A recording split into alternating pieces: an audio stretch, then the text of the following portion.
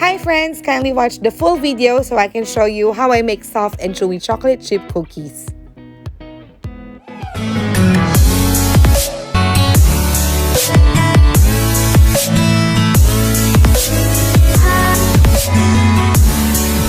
Using the same ingredients, I have here two different cookies.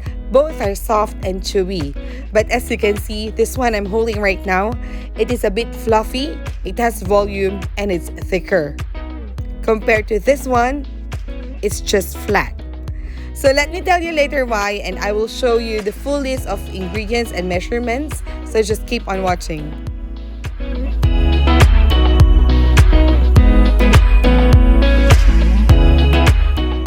We have here two mixing bowls, and using the smaller one, we will be combining our dry ingredients. Sift 2 cups of flour,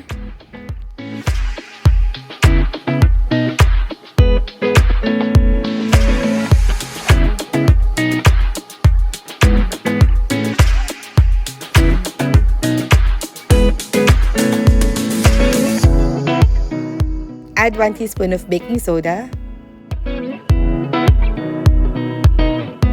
and 1 teaspoon of salt.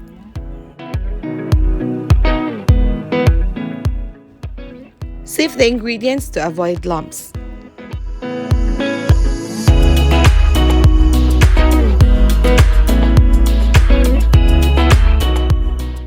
So as you can see here, most likely for the salt and for the baking soda, they have solid lumps, and we don't want to incorporate that into our dough.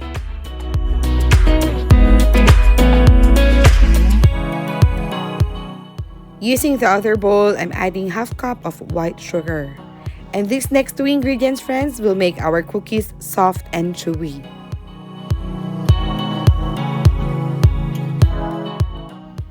I have here 1 cup of brown sugar. So as you notice, I added more brown sugar than white sugar because it has more molasses, so the cookies will be moist and chewy. And this time, I'm adding 1 cup or 225 grams of melted unsalted butter.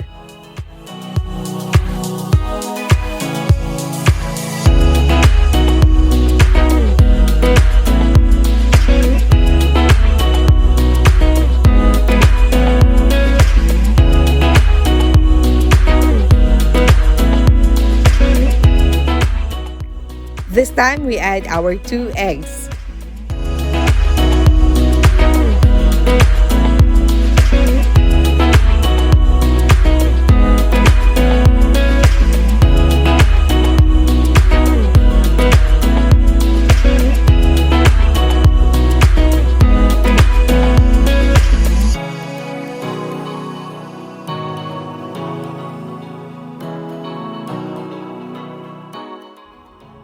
And of course, 1 teaspoon of vanilla extract.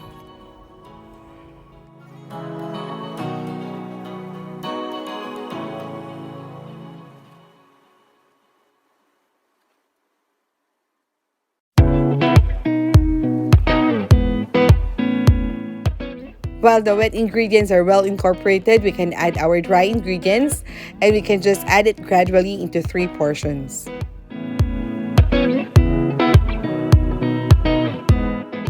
And friends, as I always remind you, do not forget to subscribe to Cocina Chabias on YouTube.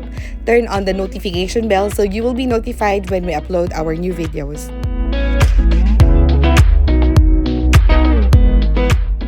Cookies are easy to make, it's yummy, and you don't need to have a mixer. Just patiently mix and fold all the ingredients until it's well combined.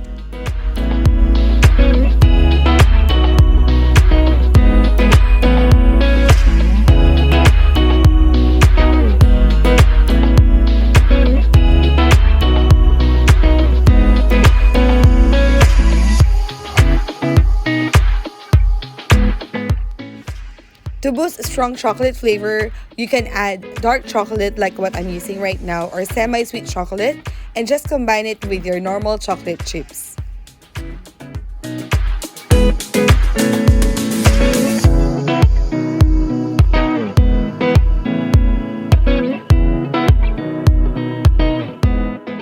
Mix all the ingredients. Once well combined, let this chill in the fridge for at least an hour before baking to let the ingredients set.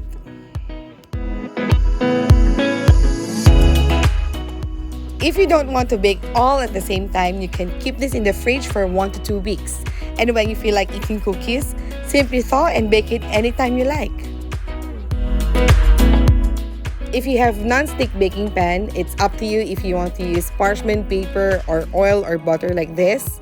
But if you're using normal pan, I highly recommend to use parchment paper to prevent the cookies from sticking. After chilling for an hour, place 1.5 teaspoons of dough on the baking tray. Make sure to keep them apart so it has enough space to spread. Bake at 170 degrees Celsius for 10 to 12 minutes. Sometimes we're too excited to eat the cookies and we don't have the patience to wait, or we have visitors coming over and we don't have enough time to chill the cookies in the fridge.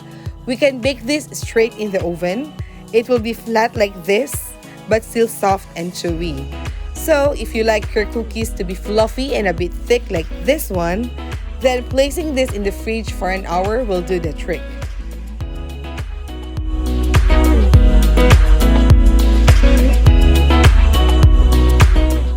I hope you like this recipe, and here is the full list of our ingredients.